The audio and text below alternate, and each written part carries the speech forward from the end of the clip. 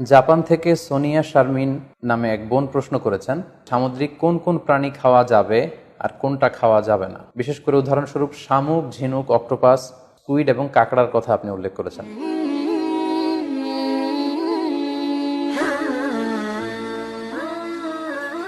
আসসালামু আলাইকুম ওয়া রাহমাতুল্লাহি ওয়া বারাকাতুহু। নাহমাদুহু ওয়া নুসাল্লি আলা রাসূলিহিল কারীম। আম্মা বা'দু ফাআউযু বিল্লাহি মিনাশ শাইতানির রাজীম। বিসমিল্লাহির রহমানির রহিম। জাপান থেকে সোনিয়া শারমিন নামে এক বোন প্রশ্ন করেছেন, আমি জাপানে থাকি। এটা একটা অমুসলিম দেশ যেখানে খাবারে শূকরের ব্যবহার অনেক বেশি। সি ফুডেও এরা শূকর ব্যবহার করে। প্রতিটা খাবারের উপাদান পড়ে পড়ে কিনতে হয়। দেশটা দ্বীপ দেশ বলে সামুদ্রিক অনেক প্রাণী খাবারে ব্যবহার করা হয়। আপনাকে অনুরোধ করছি যাতে যদি আপনি আমাদেরকে জানাতেন যে সামুদ্রিক কোন কোন প্রাণী খাওয়া যাবে আর কোনটা খাওয়া যাবে না, বললে খুবই উপকার হতো। উদাহরণস্বরূপ শামুক, ঝিনুক, অক্টোপাস, স্কুইড, কাঁকড়া এগুলো এখানকার অনেক হালাল নুডলসেও দেয়া থাকে। বাংলাদেশি হওয়ায় এগুলো তেমন একটা খাওয়া হয়নি। এগুলো কি হালাল? প্রিয় বোন, আপনাকে ধন্যবাদ। আপনি সি ফুড খাওয়া, সি ফুডের কিছু আইটেমের কথা উল্লেখ করেছেন। এগুলো খাওয়া হালাল কিনা এ ব্যাপারে আপনি জানতে চেয়েছেন।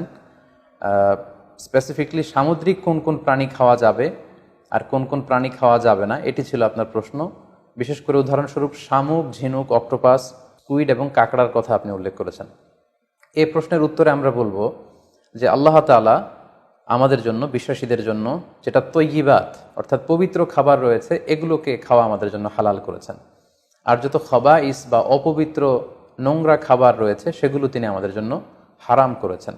সূরাতুল বাকারার 172 নম্বর আয়াতে আল্লাহ তাআলা ইরশাদ করছেন, ইয়া আইয়ুহাল্লাযীনা আমানু কুলু মিন তাইয়্যিবাতি মা রাযাকনাকুম ওয়াশকুরু লিল্লাহি ইন কুনতুম ইয়্যাহু তা'বুদুন।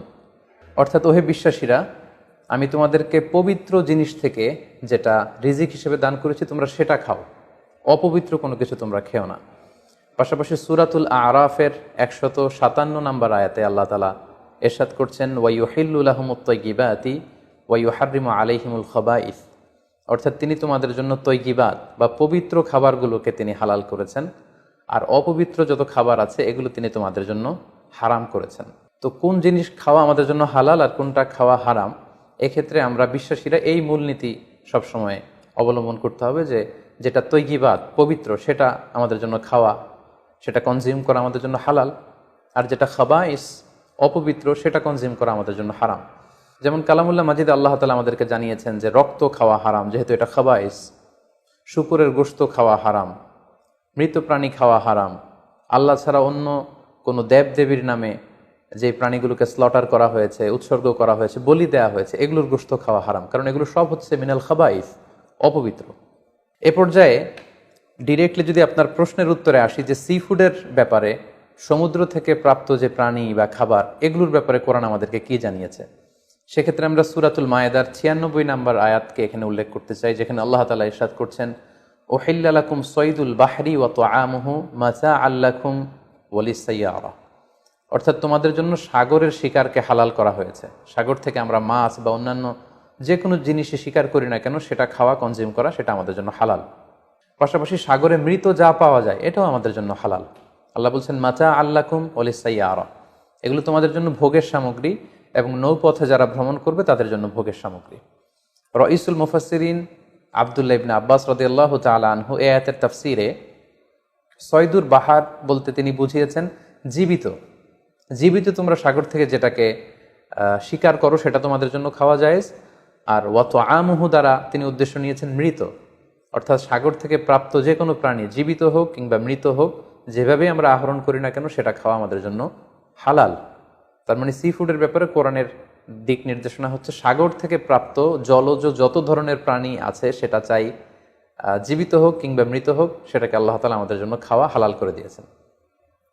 প্রিয় বোন, এবার যদি আমরা সুন্নার দিকে তাকাই তাহলে দেখব যে সুনানে নাসাইর একটি হাদিস আমরা এখানে উল্লেখ করতে পারি, যেখানে সাহাবারা আল্লাহ রাসূল সাল্লাল্লাহু আলাইহি ওয়াসাল্লামকে প্রশ্ন করেছিলেন যে ইয়া রাসূলুল্লাহ, আমরা যখন নৌ ভ্রমণে বের হই তখন আমাদের কাছে মিষ্টি পানি খুব কম থাকে, আমাদের সংগ্রহে পানি খুবই কম থাকে, আর সেটা দিয়ে যদি আমরা অজু করে ফেলি তাহলে আমরা তৃষ্ণার্ত হয়ে যাব।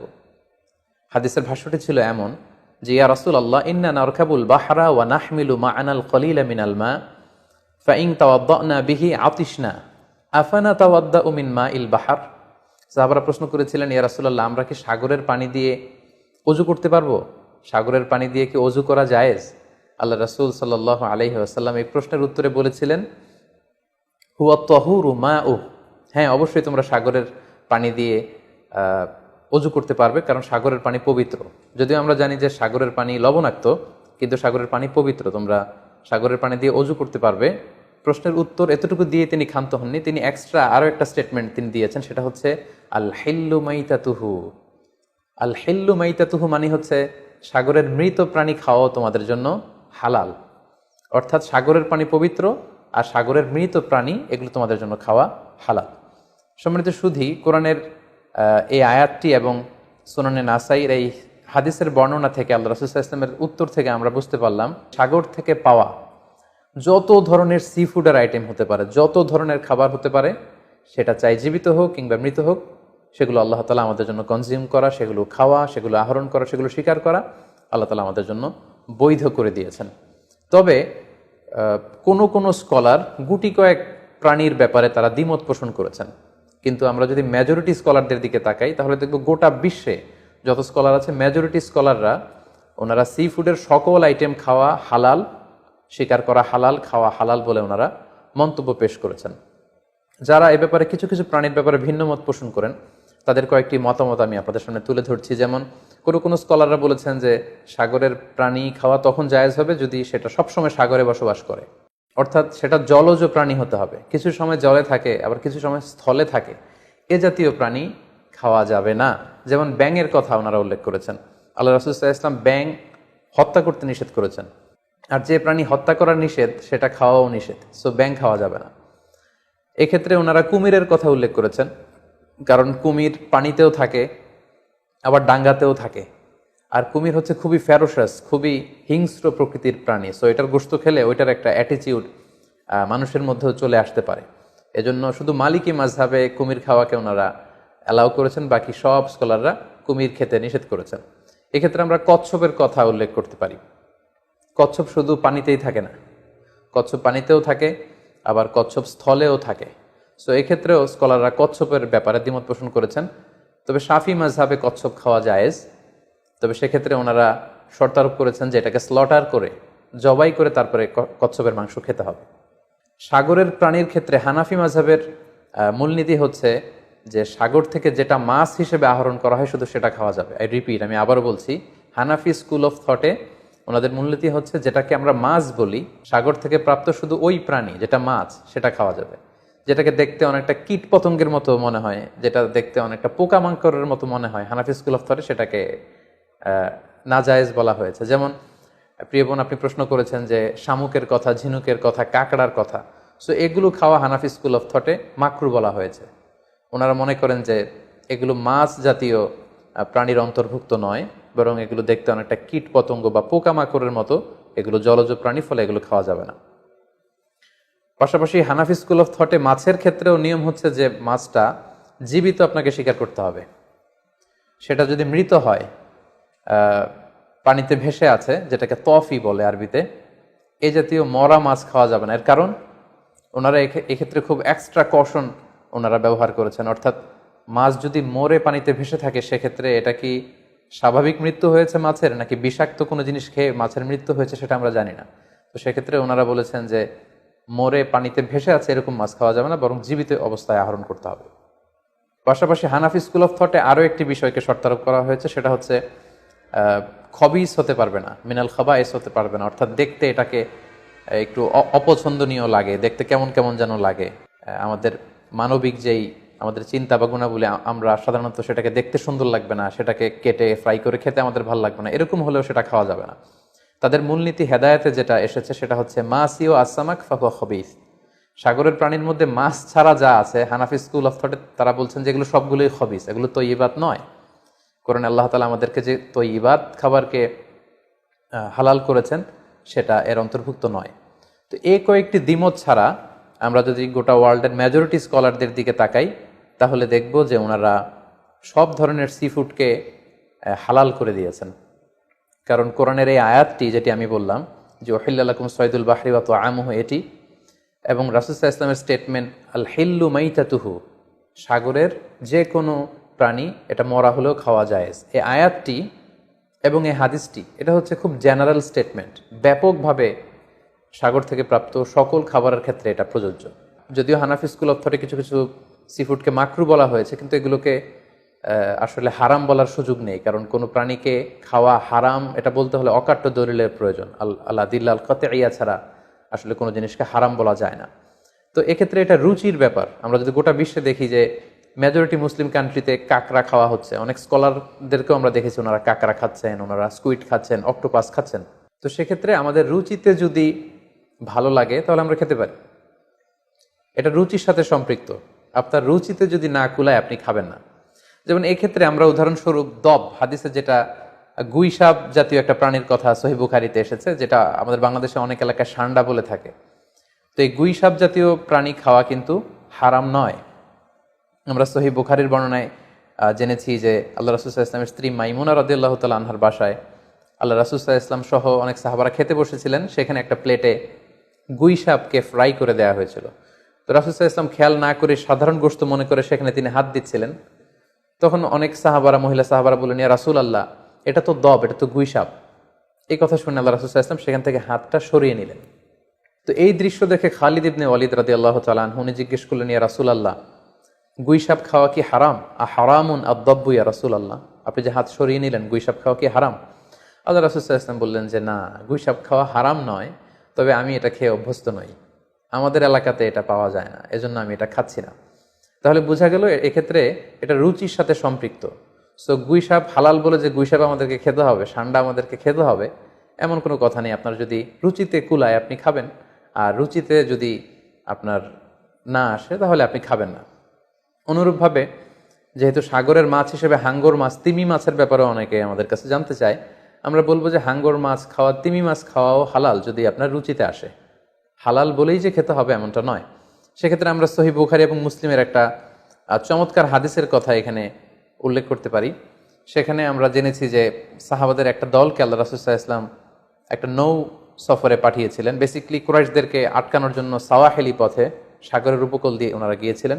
সাথে খাবার ছিল না, খেজুর ছিল, খেজুর শেষ, গাছের পাতা পেরে পেরে ওনারা খেতেন। হঠাৎ প্রচণ্ড ক্ষুধার্ত অবস্থায় ৩০০ জন সাহাবীর একটা কাফেলা, তারা সাগরের পাড়ে যেয়ে দেখলেন সাগরের ঢেউয়ের ধাক্কায় বিশাল এক তিমি মাছের মতো একটা প্রাণী পড়ে আছে। ওনারা এই তিমি মাছ তখন খেতে আরম্ভ করলেন। তারা সেখানে প্রায় 1 মাস ছিলেন, সংখ্যায় ছিল ৩০০ জন সাহাবীর মতো। ওনারা এই তিমি মাছ খেয়ে এটাকে ফ্রাই করে, এটাকে সিদ্ধ করে করে টানা 1 মাস ওনারা খেলেন। এবং হাদিসে এসেছে যে আমরা এই তিমি মাছের গোশত খেয়ে, যদিও হাদিসের শব্দটা এসেছে আম্বার জাতীয় একটা মাছ, তো এটা এত বড়, এটা ব্লু ওয়েল টাইপের কোনো একটা মাছ হবে, নীল তিমি টাইপের কোনো একটা মাছ হতে পারে। কারণ হাদিসে এসেছে মাছের গোশত খেতে খেতে এটার কঙ্কাল বের হয়ে আসলো। তো একজন সাহাবা এটার পাঁজরের একটা কঙ্কালকে বালুর মধ্যে গেড়ে দাঁড় করালেন, কঙ্কালের একটা হাড্ডি। এই হাড্ডিটা এত বড় ছিল যে সাহাবারা ওই হাড্ডির নিচে দিয়ে ওট সহ, ওটার হাওদাত সহ যেতে পারছিলেন এবং ব্যাক করতে পারছিলেন। তাহলে সেই তিমি মাছের কঙ্কালের স্কেলিটনের পাঁজরের হাড্ডিটা কত বড় ছিল, সেখান থেকে আমরা বুঝতে পারি এটা তিমি টাইপের কোনো একটা মাছ হবে। সফর শেষ করে ওনারা যখন মদিনায় আসলেন তখন আল্লাহ রাসূল সাল্লাল্লাহু আলাইহি ওয়াসাল্লামকে ওনারা পুরো ঘটনা বৃত্তান্ত খুলে বললেন এবং জিজ্ঞেস করলেন, ইয়া রাসূলুল্লাহ, এই যে এত বড় তিমি মাছের মতো একটা মাছ যে আমরা খেয়েছি, আমরা তো জানি না এত বড় মাছ এটা খাওয়া শরীয়তে বৈধ কিনা। আল্লাহর হাবিব সাল্লাল্লাহু আলাইহি ওয়াসাল্লাম বললেন, এটা বৈধ, তিমি জাতীয় মাছ এগুলো খাওয়া বৈধ, এটা আল্লাহ তাআলা তোমাদের জন্য রিজিক হিসেবে রেখেছিলেন। সহিহ মুসলিমে যেই বর্ণনাটা এসেছে তিনি বললেন যে হুয়া রিজকুন আখরাজাহুল্লাহু লাকুম, এটা আল্লাহর পক্ষ থেকে তোমাদের জন্য নির্ধারিত একটা রিস্ক। এবং আল্লাহ রাসূল সাল্লাল্লাহু আলাইহি ওয়াসাল্লাম বললেন, ফাহাল মাআকুম মিন লাহমি, ওই মাছের গোশত তোমরা যে প্রিজার্ভ করেছিলে ওইখান থেকে কি তোমাদের কাছে কিছু আছে? সাহাবারা বললেন, জি, আমাদের কাছে সেই মাছের কিছু অংশ এখনো আছে। আল্লাহ রাসূল সাল্লাল্লাহু আলাইহি ওয়াসাল্লাম বললেন, তাহলে আমাকে কিছু দাও, ফাতুতঈমুন, আমাকে কিছু খাওয়াও। ক্বালা ফাআরসালনা ইলা রাসূলিল্লাহি সাল্লাল্লাহু আলাইহি ওয়াসাল্লাম মিনহু ফাআকালাহু, তারা তাদের বাড়ি থেকে সেই মাংসের কিছু অংশ এনে রাসূল সাল্লাল্লাহু আলাইহি ওয়াসাল্লামকে দিলেন, পাঠালেন, এবং সেই তিমি মাছের গোশত থেকে আল্লাহ রাসূল সাল্লাল্লাহু আলাইহি ওয়াসাল্লাম নিজে ভক্ষণ করলেন। সম্মানিত, শুধু এই লম্বা হাদিসটি থেকে আমরা জানতে পারলাম যে সাগরের এই হাঙ্গর মাছ, তিমি মাছ, যেগুলো অনেক বড় বড় মাছ, এগুলোও খাওয়া বৈধ, যেহেতু সাগরের সব প্রাণী খাওয়া আল্লাহ তাআলা আমাদের জন্য জায়েজ করেছেন।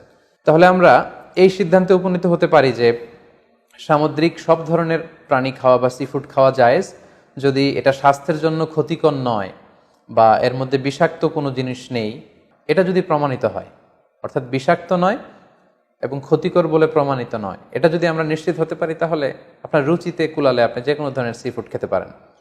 তবে যেগুলো ক্ষতিকর, যেমন আমরা জেলিফিশের কথা জানি, স্টোন ফিশ, আমাদের বাংলাদেশে পিরানহা নামে এক মাছের কথা আমরা শুনেছি, যেটা খেলে মানুষের মৃত্যুর সম্ভাবনা আছে, এগুলো বিক্রি করা, এগুলো খাওয়া, কনজিউম করা, এগুলো সবগুলো হারাম।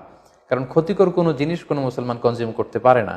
কারণ আল্লাহ তাআলা সূরাতুল বাকারার 195 নম্বর আয়াতে আমাদেরকে বলেছেন, ওয়ালা তুলকু বিআইদিকুম ইলা তাহলুকা, তোমরা নিজেরা নিজ হাতে নিজেদেরকে ধ্বংসের দিকে ঠেলে দিও না, যেটা তোমার ক্ষতি হতে পারে সে কাজ তুমি করতে পারো না। পাশাপাশি সূরাতুন নিসার 29 নম্বর আয়াতে আল্লাহ তাআলা বলছেন, ওয়ালা তাকতুলু আনফুসাকুম ইন্নাল্লাহা কানা বিকুম রহিমা, তোমরা নিজেরা নিজেদেরকে হত্যা করো না, কারণ আল্লাহ তাআলা তোমাদের উপর খুবই বেশি দয়া পরবশ, তিনি মেহেরবান। তাহলে এই আয়াতগুলোর আলোকে আমরা বুঝতে পারলাম যে বিষাক্ত এবং ক্ষতিকর বলে প্রমাণিত নয় এরকম যে কোনো ধরনের সি ফুড যদি আপনার রুচিতে আসে, আপনি খেতে পারবেন। ফলে শামুক, ঝিনুক, অক্টোপাস, স্কুইড, কাঁকড়া, যদিও হানাফি স্কুল অফ থটে এগুলোকে মাকরু বলা হয়েছে, কিন্তু এই ধরনের সি ফুডকে আসলে হারাম বলার কোনো সুযোগ নেই, এগুলো হালাল ইনশাআল্লাহ। আপনি চাইলে এগুলো কনজিউম করতে পারবেন, এগুলো খেতে পারবেন ইনশাআল্লাহ। আল্লাহ তাআলা আমাদের সবাইকে ইসলামকে সঠিকভাবে বুঝার, জানার এবং মানার তৌফিক দান করুক। আসসালামু আলাইকুম ওয়া রাহমাতুল্লাহি ওয়া বারাকাতুহু।